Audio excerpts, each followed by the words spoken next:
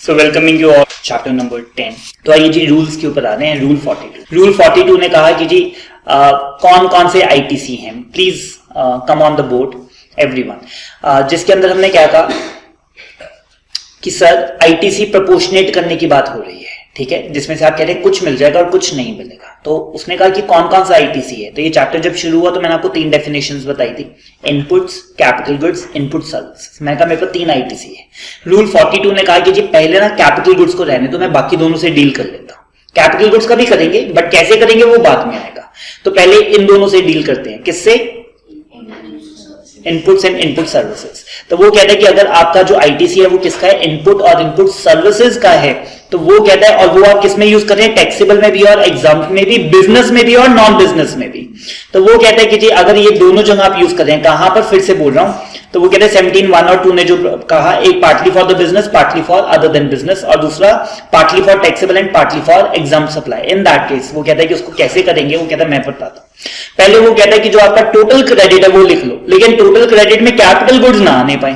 Please ये ध्यान में रखना, 42 में से कैपिटल गुड्स मैं बिल्कुल भी एंटरटेन नहीं कर रहा हूं।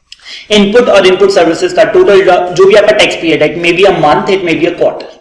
सो वो कहते हैं कि जी वो आप देख लीजिए। उसमें से वो कहते हैं कि जी आपको आपके कोई ऐसे इनपुट टैक्स है, इनपुट गुड्स और सर्विसेज में, जो कि सिर्फ और सिर्फ नॉन बिजनेस के लिए यूज हुआ, ठीक है। ये तो क्लियर कट है, ये तो मिलना ही नहीं चाहिए। तो हमने कहा हाँ जी सर 10,000 के ऐसे गुड्स हैं जो हमें पक्का ही पता है तो नॉन बिजनेस के लिए यूज किए गए थे। तो वो कहता है पहले तो वो माइनस कर दो।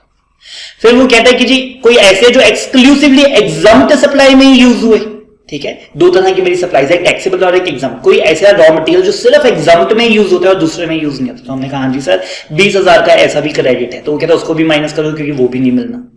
तीसरा उसने कहा कि जी जो इनएलिजिबल फॉर द क्रेडिट है, 17(5) ने जिनके ऊपर बैन लगा रखा है, ठीक है। so, जैसे कि motor car, catering, health service, beauty parlour और वो सब। तो वो कहता है कि जी वो भी आप इसमें से माइनस कर दिए, जिनका आईटीसी मिलना ही नहीं चाहिए था, बट अगर आप अन्य अगर लिया है। तो ये सब के बाद आया जी C1, जो कि है जो आपकी क्रेडिट लेजर में अमाउंट मिलेगी। फिर वो कहते हैं कि जी ऐसे जो कि एक्सक्लूसिवली टैक्सेबल के लिए ही यूज किए जा रहे हैं, क्योंकि उनका तो पूरा मिलना चाहिए, ठीक है। तो वो आप इसमें से माइनस कर दीजिए। इनमें से इन 3 का तो नहीं मिलेगा, बट इसका पूरा 100% आपको मिल जाएगा। इसका बंटवारा नहीं होना चाहिए, ठीक है। अब जो आपके पास क्रेडिट बचा, वो कहता है इसका हमें क्लियर नहीं है, क्योंकि ये वो कॉमन रॉ मटेरियल है जो थोड़ा सा एग्जाम्प्ट में भी जाता है और थोड़ा सा टैक्सेबल में भी जाता है। ये थोड़ा सा बिजनेस में भी जाता है और थोड़ा सा नॉन बिजनेस में भी जाता है। ये वो पूल रह गया जी मेरे पास, ये वो पूल रह गया। क्योंकि अगर कोई ऐसा रॉ मटेरियल था जो सिर्फ टैक्सेबल वाले में यूज होता है, तो उसका भी आप माइनस कर दीजिए, क्योंकि उसका भी बंटवारा करने की जरूरत नहीं, वो भी आप पूरा रखेंगे। ऊपर पूरा नहीं मिलना था, इसका पूरा मिल जाना था, तो इससे 4 अमाउंट्स माइनस करवाई। ये बात समझ में आई। फिर हमारे पास आई थी C2, ठीक है। पहले T था, T में से 1 2 3 हमने माइनस किया तो आया C1, उसमें से T4 माइनस किया तो आया C2। अब वो क्या कहता है कि जी C2 में से आप 2 चीजें माइनस कर दीजिए, D1 और D2, और फिर आपके पास जो अमाउंट आएगी C3 की आई बिलीव, ठीक है। C3 जो आएगी वो आपको मिल जाएगा, मैं करवा देता हूं आपको। तो वो कहता है कि जी D1 कैसे कैलकुलेट होगा। D1 देख लीजिए, कहता है कि जी exempt supplies divided by total turnover into C2। Make sense. इस पीरियड में हमने पूछा कि टोटल टर्नओवर कितनी हो, कहता है 10 करोड़ की। कहता है एग्जाम्प्ट की कितनी थी, कहता है 4 करोड़। तो कहता है ठीक है 40% आप माइनस कर दीजिए। D1 कितना आएगा, टोटल जो अपोर्शनेबल क्रेडिट है उसका 40% वो कहता है कि आप माइनस कर दीजिए। लेट अस से 4 करोड़ नहीं है 9 करोड़ है, फिर आती 90%, फिर आप 90% कर दीजिए। और अगर ये आता 1 करोड़ 10 करोड़ में से, तो हम कहते हैं 10% इसमें से किसका है, एग्जाम्प्ट का, वो आप इसमें से माइनस कर दीजिए। ये बात क्लियर है। और नॉन बिजनेस के लिए उसने कहा कि सर फ्लैट 5%। कह रहे ये कैलकुलेट कैसे हो सकता है, कितना आप घर पे ले गए, कितना आप नॉन बिजनेस के लिए यूज कर रहे हैं। वो कहते हैं इसका कोई फॉर्मूला नहीं है हमारे पास। तो इन दैट केस वो कहता है कि जी लंप सम 5% के हिसाब से आप 5%, अगर हमें पता लगा कि आप नॉन बिजनेस के लिए भी यूज करते हो, ठीक है, इन दैट केस आप 5% अपना रिवर्स कर दीजिए। So in that case 5% of the C2। तो इसमें से 2 चीजें माइनस की, ये तो आया कि प्रॉपर E/F करके, ठीक है, और ये सीधा आया 5%। ये दोनों आप इसमें से C2 में से माइनस कर दीजिए, तो जो बचा वो C3 है, that is your eligible credit. और ये छोटी सी कैलकुलेशन आपको हर महीने करनी है, ठीक है। और फिर वो क्या कहता है, कि बाद में ना आप पूरे साल की भी कैलकुलेशन कर लेना। पहले हर महीने की कर लो, तो आपके पास 12 फिगर्स आ गई। तो 12 फिगर्स में for the ease of calculation हर महीने की 100 रुपए ले लेता हूं, तो साल के एंड पे कितनी आ गई वो टोटल 1200, ठीक है। अब वो कहता है पूरे साल की भी कैलकुलेट कर लो। पूरे साल की जब मैंने कैलकुलेट की तो वो आ रही थी 1400, तो वो कहता है कि जी आप 200 और ले लो। और अगर पूरे साल की आ रही थी 1000 तो वो कहता है आप 200 रिवर्स कर दो। ठीक है, पहले पूरे मंथली आप करते रहेंगे, फिर पूरे साल के अंदर एक बार फाइनल कैलकुलेशन कर लीजिए, एग्रीगेट कर लीजिए सारी 12 अमाउंट्स को। ठीक है, प्लस माइनस जो है वो हम एडजस्ट कर लेंगे। Got this? ये क्वेश्चन कर लेते हैं जी, ये 5 मार्क्स के अंदर जून 2021 में आया भी हुआ है।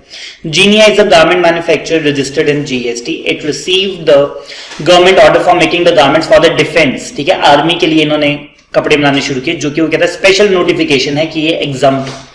अब ये देखिए जी, ये स्कूल यूनिफॉर्म भी बनाते हैं और आर्मी के लिए भी बनाते हैं। जो आर्मी के लिए वो एग्जाम्प्ट है और जो स्कूल के लिए बनाते हैं वो टैक्सेबल है। For which it procured the fabric. Obviously अब स्कूल यूनिफॉर्म वाला फैब्रिक आर्मी के लिए तो यूज नहीं हो सकता, कह रहा है अलग से फैब्रिक लिया। और वो कह रहा है to execute this work the Genia also procured the button, thread, collars, lining material which are also use for the production of other goods. तो ये कॉमन हो गया, जो फैब्रिक है उसका अलग से। ITC in respect of the thread, buttons and the collars for the month of the January was, तो वो कहता है कि ये 25, 45 और 50, ये तो आपको समझ में आता है ये कॉमन है।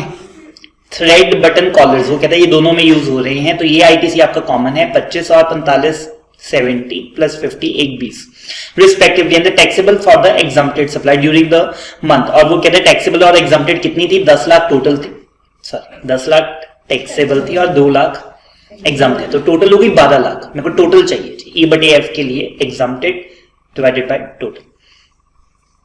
सो ठीक है, ये तो अब हमने सारी कैलकुलेशन साथ साथ ही कर ली। ये मैंने आपको बताया 1/20 हमारा कॉमन आ रहा है, ये सीधा ही इसको मैं क्या लिखूंगा, इट इज द C2। ठीक है, ये T नहीं है, इसमें से मेरे को T 1 2 3 4 माइनस करने की जरूरत नहीं है, आपने मेरे को सीधा ही कॉमन वाले का बता दिया। ये C2 है और 2/12 ये आपने मेरे साथ कर लिया। एग्जाम्प्टेड की 2 लाख है और टोटल टर्नओवर 10 + 2 12 लाख है। सो 2/12 हमने किया और उसमें से हमने कहा कि सब 20,000 आप माइनस कर दीजिए, बाकी आप रख सकते हैं। Got it? इसमें नॉन बिजनेस की कोई बात नहीं थी, तो आप जबरदस्ती 5% मत माइनस करके आना। ठीक है, अगर उसने ऊपर लाइन में लिखा होता कि ये जो सप्लाईज हैं ये बिजनेस और नॉन बिजनेस दोनों में यूज हो रही होती है, फिर मैं 5% और इसमें से माइनस कर देता। और 5% 1 लाख का करता है कि 1,20,000 का करता? ये समझ में आया आपको? 1/20 में से आपने 20,000 तो माइनस कर दिया, तो बचा 1 लाख। तो मैं 1 लाख का करता कि 1/20 का? 1/20 का, क्योंकि जो 5% है वो C2 का लिखा हुआ है। तो C2 कितना है? 1,20,000। C2 कॉमन क्रेडिट C2 है 1,20,000, इसका 5%, सर दैट विल बी 6,000 रुपए। और माइनस कर देता अगर एक लाइन लिखी होती कि नॉन बिजनेस के लिए भी यूज हो रहा है तो।